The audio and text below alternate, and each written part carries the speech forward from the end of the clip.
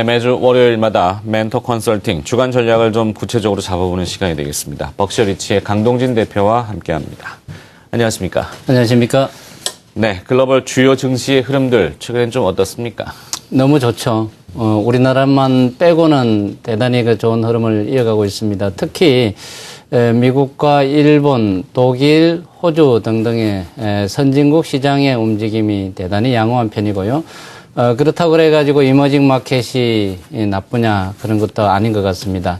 우리나라에서 쭉 걱정을 하고 있는 인도네시아, 태국, 인도 등의 증시가 최근에는 좀 부진합니다만은 한 2년 정도를 놓고 보면은 이들 나라도 많이 올랐다. 특히 피그스 국가라 그래가지고 그리스, 이탈리아, 스페인 정권 시장을 우리가 걱정을 많이 했었는데요.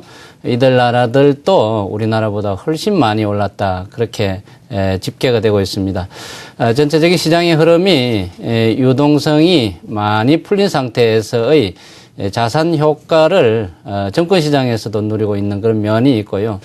그 반면에 우리나라는 오르기는커녕 정권 시장의 이 부진한 현상이 실물 경기, 특히 내수 경기 쪽에 부담으로 작용해가지고 요즘 경기가 너무 안 좋다, 너무 안 좋다. 수출 쪽은 대단히 좋은데 너무 안 좋다 하는 것이 바로 금융시장이 약화되어 있고 이쪽에서 많은 부작용 때문에 식당도 안 되고 여러 가지 내수 시장이 안 좋다 하는 것을 새겨들만 할 것 같습니다.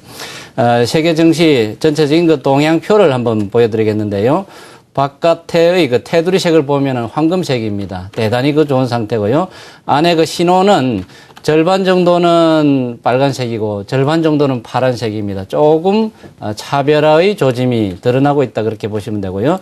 지난 2년간의 상승률인데 위에 보면은 베네수엘라는 특이한 나라니까 이걸 빼고라도 일본이 무려 80%는 올랐고요. 그리스, 독일 등등도 60%, 70%대 올랐습니다. 그러나 제일 아래 보면은 우리나라 코스닥 지수가 하나도 오르지 못했고요. 코스피 지수가 올해로는 하나도 오르지 못했습니다만 2년간으로 보면 약 9% 정도 올랐습니다. 제일로 적게 오른 나라 중에 우리나라 시장이 들어가 있는 것이 눈길을 끌고 있습니다.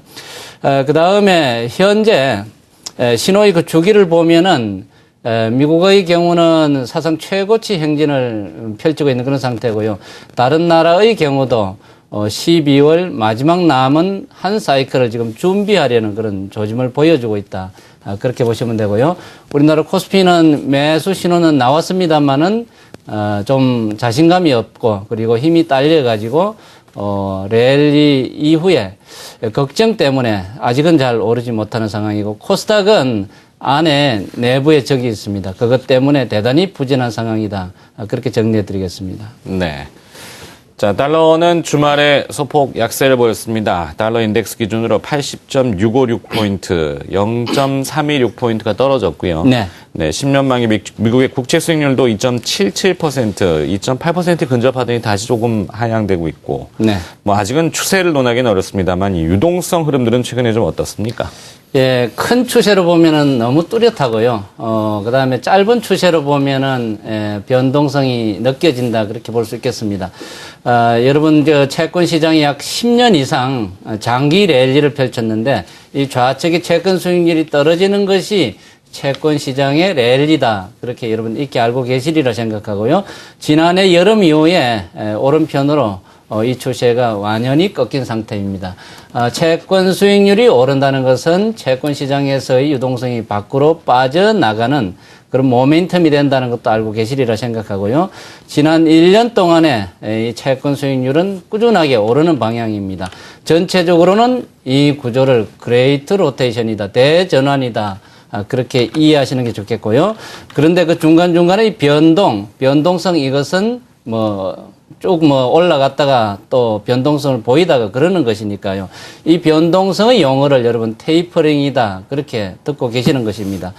앞으로 이 행선지가 윗 방향으로 상당히 간다는 것이죠. 내년도에도 그렇고 내후년도에도 그렇고 적어도 2년 동안에는 이 채권 수익률이 위로 3%, 3.5%, 4%, 5%를 향해서 가는 방향이다. 그렇게 이해하시면 되겠습니다.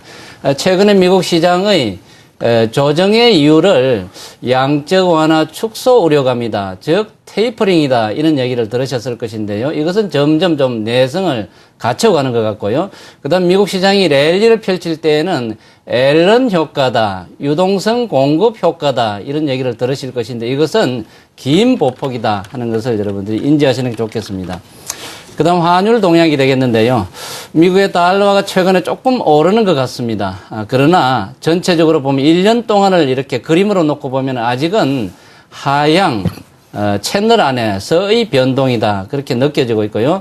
그 반면에 오른편에 유로화의 동향은 최근에 조금 조정을 받고 있습니다만은 이것도 역시 우상향형의 채널형의 방향이다. 그렇게 느껴지고 있습니다. 최근에 미국의 과잉 유동성 등등이 유로존의 망가진 나라들 쪽에서의 자산을 매입하고 있는 기류가 이 환율에서도 나타나고 있습니다.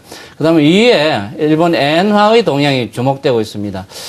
삼각쇠기형을 그리다가 아래로 뚝 떨어지고 있는데요. 아베노믹스가 한계에 부딪혔다 하는 얘기를 여러분 들으셨을 것인데 최근에는 다시 일본 통화당국에서 엔화를 아랫방향으로 즉 절하되는 방향으로 조금 힘을 쓰는 것 같다 하는 것이 느껴지고 있습니다.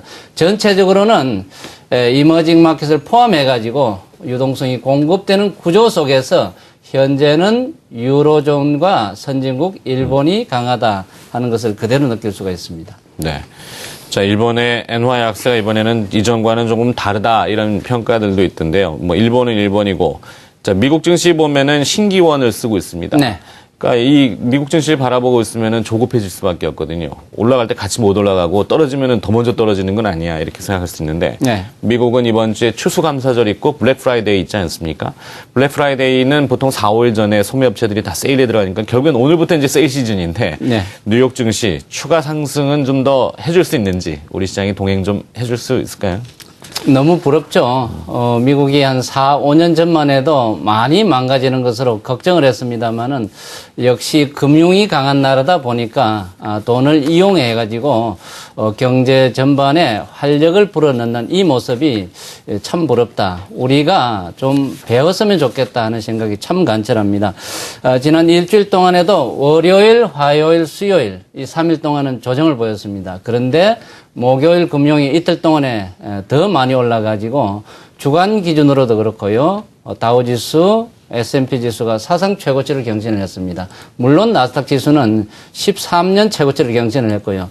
그런데 안에 종목별 안으로 들어가 보면은 어디가 많이 올랐지 할 정도로 과열되는 그런 양상을 보기가 좀 어렵다는 것이 특징이 되겠고요. 돌아가면서 오르고요. 그 다음에 하루하루 오르는 종목의 그 주인공이 바뀌고 있다. 이것이 최근 미국 증시의 특징이다. 그렇게 말씀을 드릴 수 있겠습니다. 한동안에는 테슬라 유형의 성장형들이 많이 오르더니만은 또 한동안에는 소재 관련주들이 많이 올랐거든요. 그런데 지난 주말에는 전혀 볼 수 없었던 방송 쪽에 움직임이 좋았습니다. 예를 들면은 타임워너가 하루에 10%는 폭등을 했습니다. 이 큰 기업이거든요. 이것은 장기에 잘 보지를 못했는데 이렇게 올랐다. 즉 안 오른 종목을 찾아서 수요자들이 몰린다 하는 것을 느낄 수 있겠고요. 컴캐스도 4.3% 정도 올랐습니다. 이 두 개 종목은 사상 최고치입니다. 또한 지난 주말에는 바이오 헬스케어 기업들의 움직임이 대단히 좋았습니다. 바이오젠이 13%는 폭등을 해가지고요. 사상 최고치입니다. 또한 셀젠도 2.9% 급등하는 등 바이오 업종 어지간한 종목이 참 많이 올랐습니다. 한동안 조정을 보인 것이 또 힘을 모았다 그렇게 볼 수 있겠고요. 금융주도 모건스탠리, 시티그룹 등등이 역시 1, 2% 정도 올랐고요. 대신에 인텔은 그 전날 좀 많이 올랐습니다만 5% 이상 급락하는 것이 또 눈길을 끌었다 그렇게 소개를 해드리겠습니다. 네. 자, 우리 시장으로 눈을 돌려서 전략을 이제 좀 함축시켜 봐야 되겠는데 네. 최근에 롱숏 펀드들이 많이 설정이 되지 않습니까? 네. 뭐 그것도 하나의 기법이긴 합니다만 해치 펀드의 개념이 조금 왜곡되고 있는 것 같습니다. 국가 간의 해치를 좀 하고 대형주를 좀 해치하고 뭐 롱숏을 좀 전략해야 되는데 중소형주만 갖다 엎어버리고 있습니다. 개인 투자자들을 다 죽여버리겠다는 얘기인가요? 할 말이 많죠. 여러분 코스피에서는 예전에 차 화정을 한번 보시기 바랍니다. 어떻게 시세몰이를 했고 그 결과가 어땠는지요. 지금은 여러분 코스닥을 한번 들여다보시기 바랍니다. 2년 동안에 초기에는 셀트리온으로 공매도가 있었는데요. 최근에 동향은 시장에서 공모형 펀드 대신에 사모형 헤지펀드를 설정을 했는데 이 사모형이라는 것은 기존의 운용사라든지 이것과는 차이가 많은 것이거든요. 이것은 주로 개별 성향, 개인 성향인데 지금은 정부에서 헤지펀드를 육성한다 그래가지고 오히려 운용사 쪽에 이걸 줬거든요. 운용사의 특징은 돈이 몰리고 있다. 그 다음에 힘이 세다. 응집력이 있는 것이거든요. 최근에 코스닥 시장의 핵심주를 망가뜨리고 있는 핵심 세력이 바로 우리 운용사 쪽에 헤지펀드 쪽에 있다는 것을 여러분 한번 살펴보시기 바랍니다. 이것이 우리 시장에서의 시세를 망가뜨리고 시장을 많이 위축시키는 핵심적인 요인이다 하는 것을 지적하고 싶습니다. 네. 참 시간이 제한돼서 뭐 할 말씀은 많으시다고 하셨는데 다음 기회에 한번 더 집중적으로 얘기를 해주시고요. 전략만 함축적으로 좀 얘기를 해주시죠. 네, 코스피는 매수 신호가 나온 지 4일 됐습니다.